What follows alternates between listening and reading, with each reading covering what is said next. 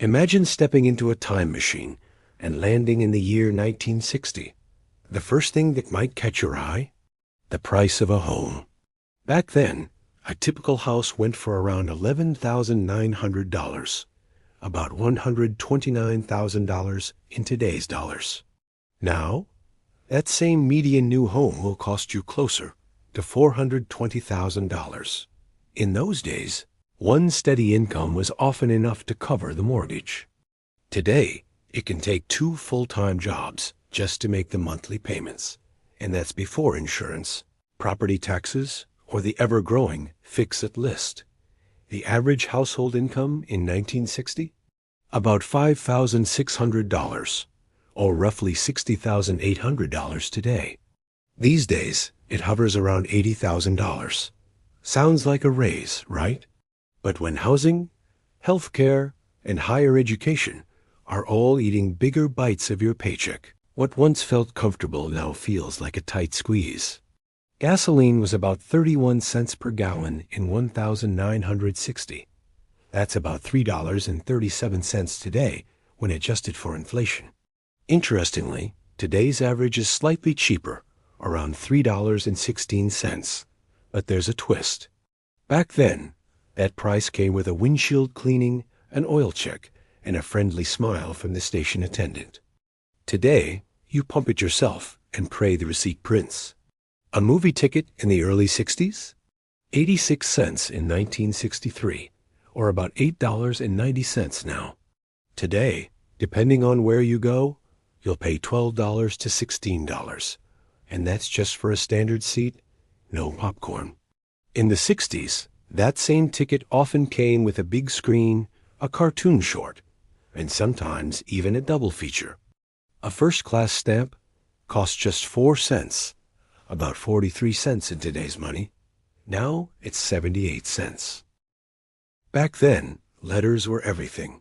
Love stories, family updates, the latest news. Now, mostly bills, wedding invites, and the occasional holiday card. Somewhere along the way, the magic of the mailbox faded. Cars? A brand new one cost around $2,600 in 1960. That has $28,000 in today's money. Now you're looking at an average of $49,000. Sure, today's cars come with backup cameras, Bluetooth, and heated seats. But those old rides had chrome, bold colors, and attitude. You could fix most things yourself with just a socket set and some patience. Minimum wage in the early 60s was between $1 and $1.25, about $10.86 to $13.58 today. The current federal rate? Still stuck at $7.25, though some states have raised it. Back then, a teen could work a summer job and walk away with enough money for clothes, school, gas, maybe even a used car. Today?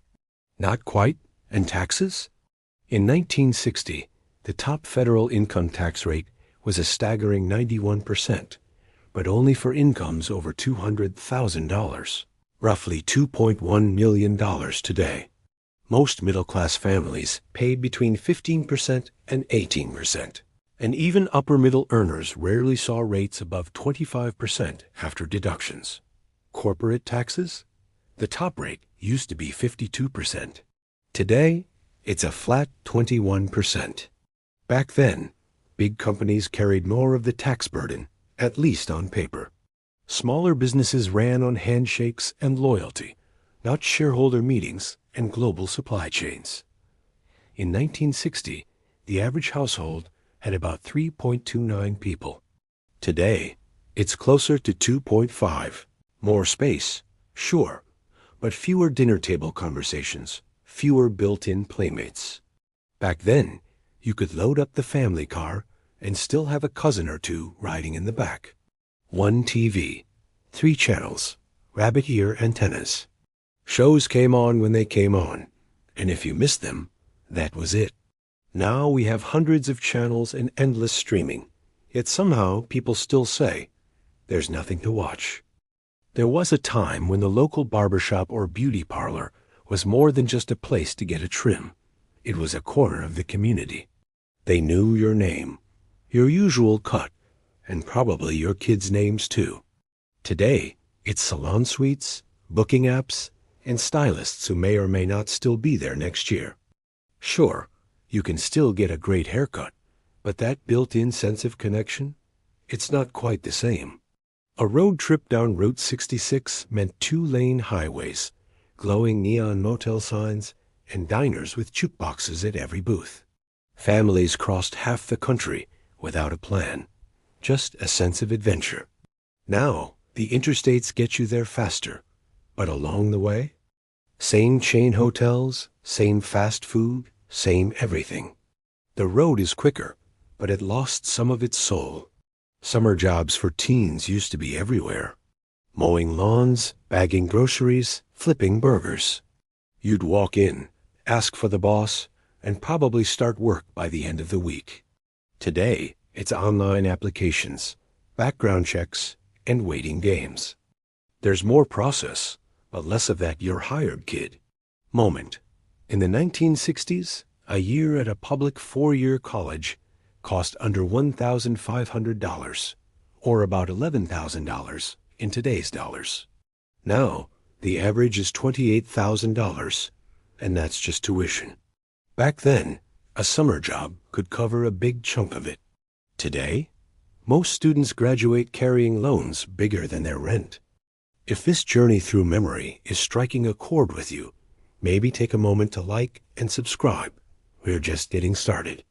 Job hunting back then meant flipping through the newspaper, circling ads, and pounding the pavement in your best suit. Face-to-face meetings, maybe even a handshake and a start date the same day. Today, it's resume scanners, applicant tracking systems, and Zoom interviews. It's efficient, but you can't shake hands with an algorithm.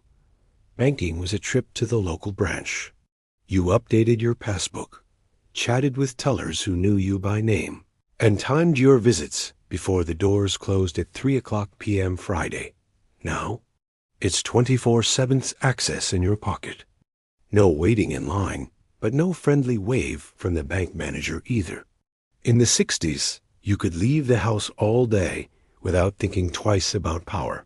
No chargers, no dead batteries, no constant glance at the corner of your screen. Today, a low phone battery can feel like a crisis. Backpacks full of power banks, cords, and desperate outlet searches. Grocery stores back then followed the rhythm of the seasons. Strawberries meant summer. Winter meant root veggies and canned goods. Now you can get blueberries in January and avocados year-round, thanks to global supply chains. It's convenient. But that thrill of the first peach of the season? That's harder to come by. Milk came in heavy glass bottles, left right on your porch. Cream floated at the top, rich, thick, and fresh. You'd rinse out the empties and leave them for the milkman to reuse. Today, it's plastic jugs, cartons, and labels. But that clink of bottles on the doorstep, that sound is gone. Dinner used to be one meal, at one table, with everyone present. Maybe the evening news murmuring in the background, but the family was together. Today, it's meal delivery, different diets, mismatched schedules, and multiple screens glowing at the table. The food may be fancier, but that togetherness? It's harder to find. Sundays were sacred, not just for church, but for family, quiet streets, and a roast in the oven. Shops closed. The world slowed down. Today, Sundays are for catching up, with live-streamed services, soccer games, and errand lists that just won't end. The meaning's still there, but the pause is harder to feel. Emergency calls used to go through a local switchboard operator, someone who might actually know your family. Maps hung on walls, voices were fast and clear. Now, it's GPS tracking, dispatch software, and body cams. It works better, but it's missing that familiar voice on the other end. Want to learn the latest dance move? In the 60s, you'd tune into American Bandstand, watch the pros, and practice in your living room until you got it just right. Today, The newest moves hit your screen in seconds. Viral videos from the other side of the planet. The reach is wider now. But back then, the ritual made it feel more special. Sunday drives had no destination. You just got in the car and went, maybe discovered a hidden diner or a quiet lake. No GPS, no ETA, just the road, curiosity, and time. Now, every trip is mapped, tracked, and optimized. You'll get there.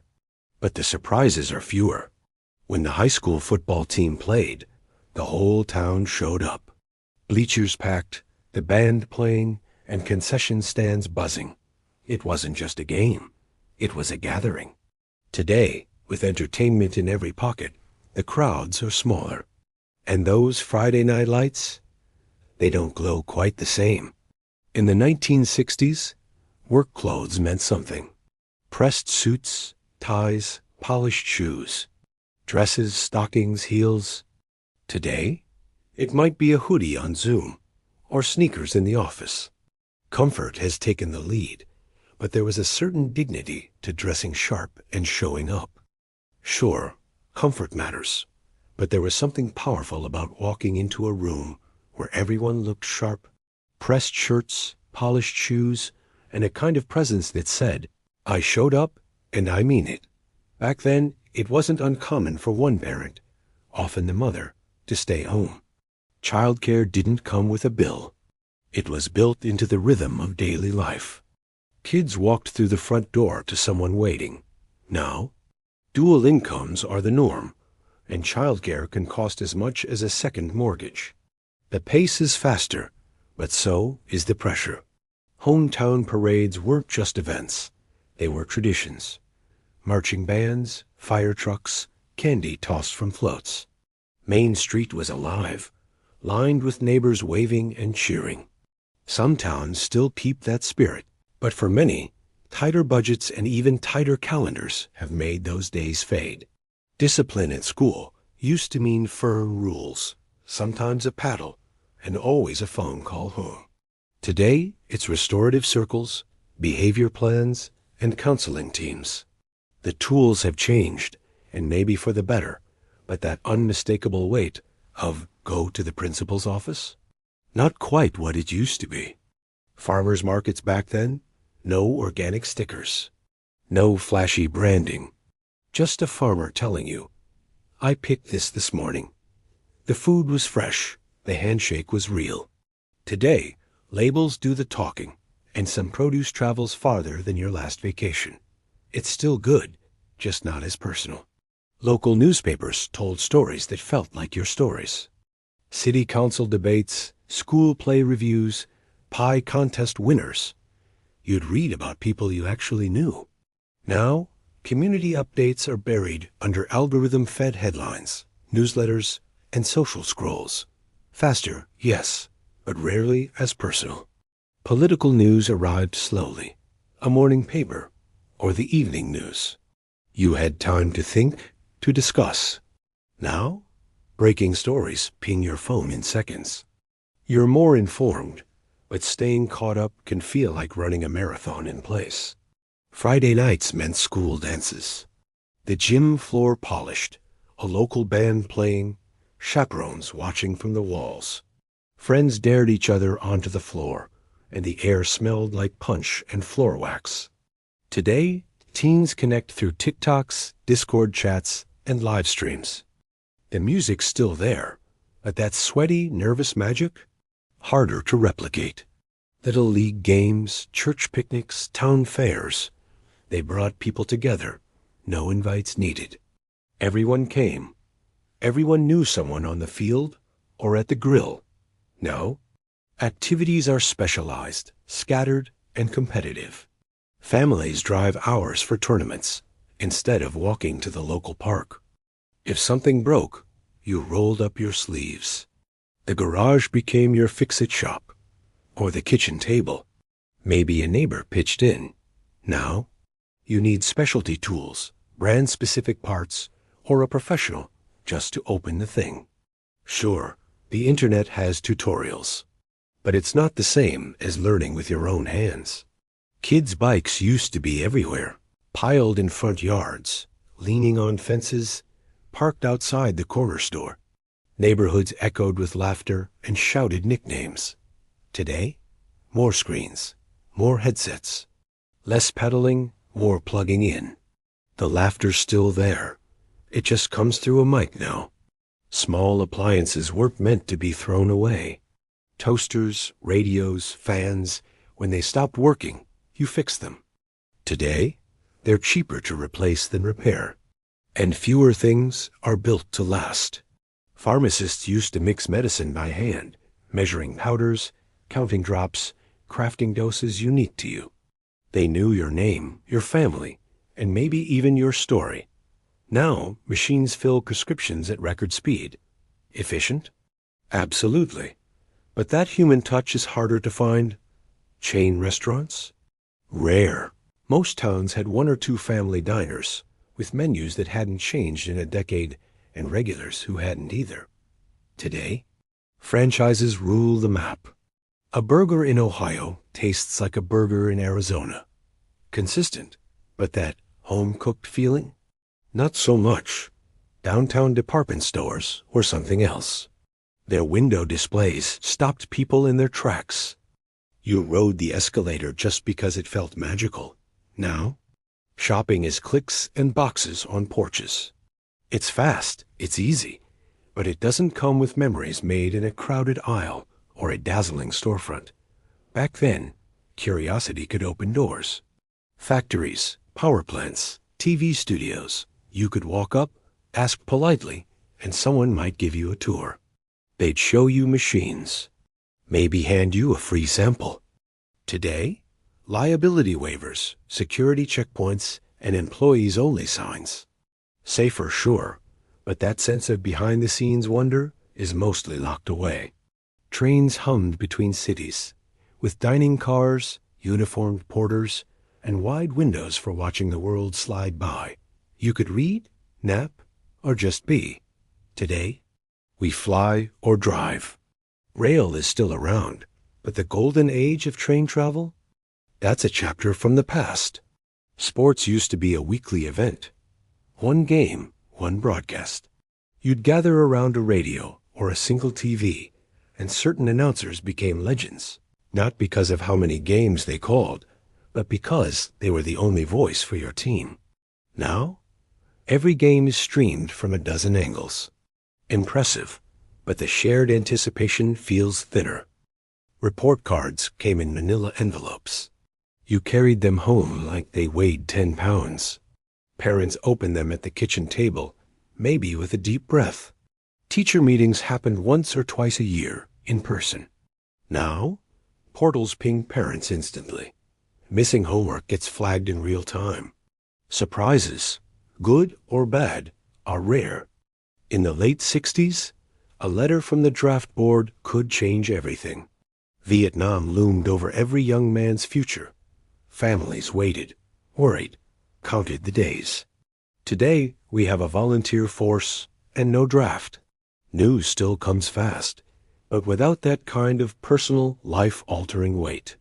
Ham radio operators used to spin dials late into the night, catching distant voices across the globe, trading stories, call signs, and friendships that started in static. Today, messaging is instant. Video calls happen in seconds.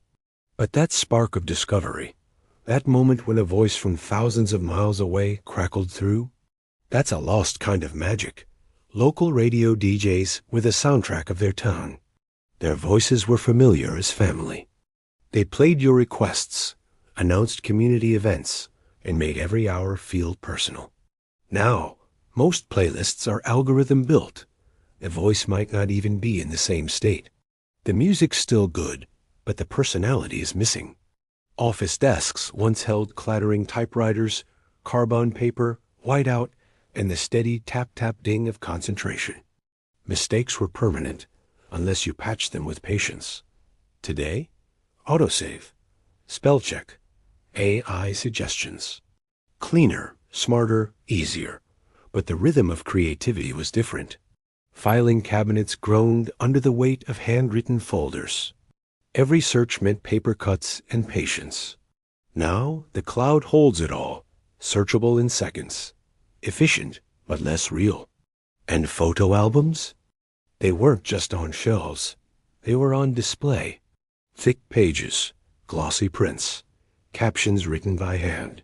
You flipped through them slowly, feeling every moment, not just scrolling past it. Photo albums used to be like storybooks. Visitors would flip through them slowly, laughing at old hairstyles and family road trips. Each page was a moment frozen in time. Today, our photos live on phones, swiped past in seconds. They're easier to share, sure, but somehow harder to treasure. Planning a vacation once meant a trip to the local travel agency. Glossy brochures promised sun-drenched beaches or winding mountain roads. Your plane tickets came in a paper envelope, and just holding it sparked excitement. Now, price alerts, digital itineraries, and mobile boarding passes. Quicker, yes, but not quite as magical. Music used to fill the house from big, beautiful record players and hi-fi consoles. You'd drop the needle, and that warm crackle meant something was about to begin. Albums were played start to finish. You didn't skip around. You listened. The cover art? Admired like a painting. Streaming today brings perfect clarity and instant access. But the ritual? That's mostly gone. At the grocery store, baggers loaded your paper sacks with care and walked them to your car, sometimes even refusing a tip. Now, you bag your own, maybe even bring your own bags, or pay for one at checkout. Faster, sure, but you miss the friendly chat on the way to the parking lot.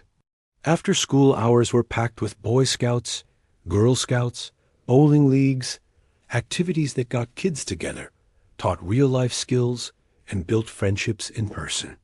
Now, it's esports, climbing gyms, and digital hangouts. Still valuable, but that hometown sense of belonging is harder to find. Civic clubs, lodges, and fraternal groups used to fill their halls with dinners, dances, and charity drives. Joining one was part of growing up. Today, we join online forums and Discord servers. We still find community, but without the handshake, the namatag, and the church basement coffee, those connections can feel a bit thinner. Downtown diners and soda fountains were places where everybody knew your name, and your favorite shake, too.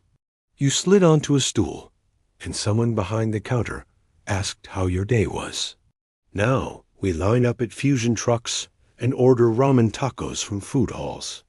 The flavors are bold, the vibe exciting, but it's not quite the same as being greeted by name. Classrooms were quieter when the projector flicked on. Teachers wheeled it in, clicked through film strips, and that soft hum filled the room.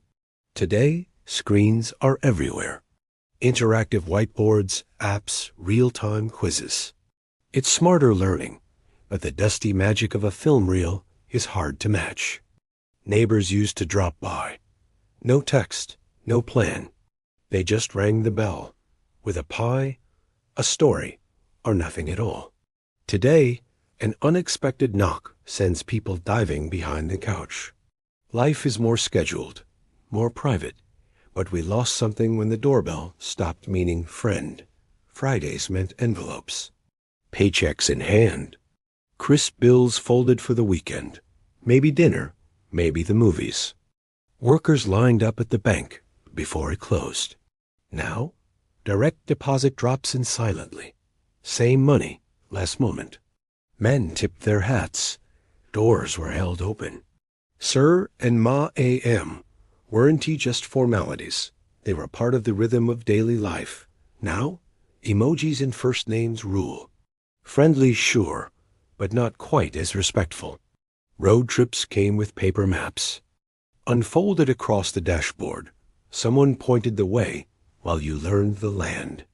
Today, GPS walks you through every turn. You always know your ETA, but it's harder to get lost in the best way. Engineers and architects once hunched over drafting tables. Slide rules in hand, each line was deliberate. Now, CAD software models entire buildings in 3D within minutes. It's brilliant, efficient. But the slow art of each stroke is slipping away. Yards stayed neutral. No signs, no slogans. Politics came up over coffee, not in your face. Today, lawns are billboards. Flags, statements, opinions on display. Maybe we're more open. But we lost the peace of not always knowing. Corner cobblers fixed shoes. TV repair shops kept sets running for years. You knew the guy who fixed your radio, maybe even went to church with him. Now, big box returns, third-party repair hubs, and devices shipped off to some distant warehouse.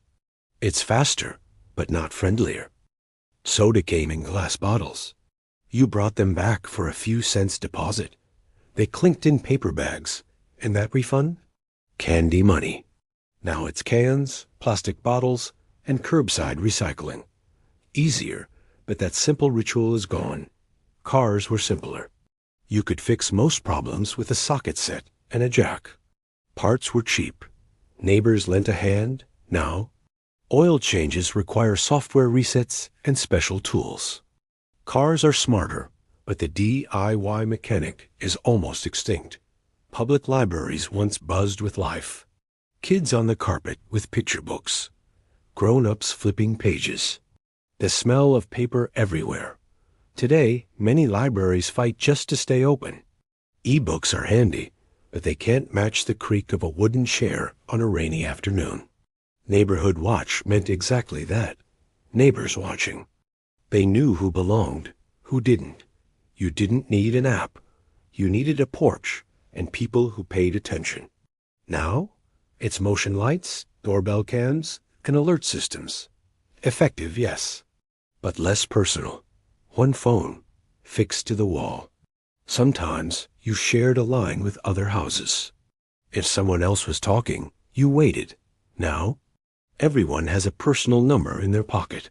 Connected like never before, but also more apart. Convenient? Of course. But no one's going to overhear old Mrs. Miller's gossip by accident anymore. Catalog shopping once meant the fixed Sears book on the coffee table, dog-eared pages for Christmas dreams and summer plans. You placed your order by mail and waited weeks. Now it's 2-day shipping, free returns, and instant tracking. Faster? Absolutely. But flipping through those glossy pages was half the fun. Big families were normal. 4, 5, even more kids running wild through shared bedrooms and hand-me-downs. Now, smaller families, quieter homes. Tidy, yes, but they don't echo with the same joyful chaos.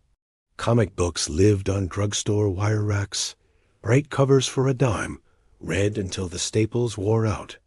You traded them with friends, folded them into your back pocket. Today, they're collector's items behind glass.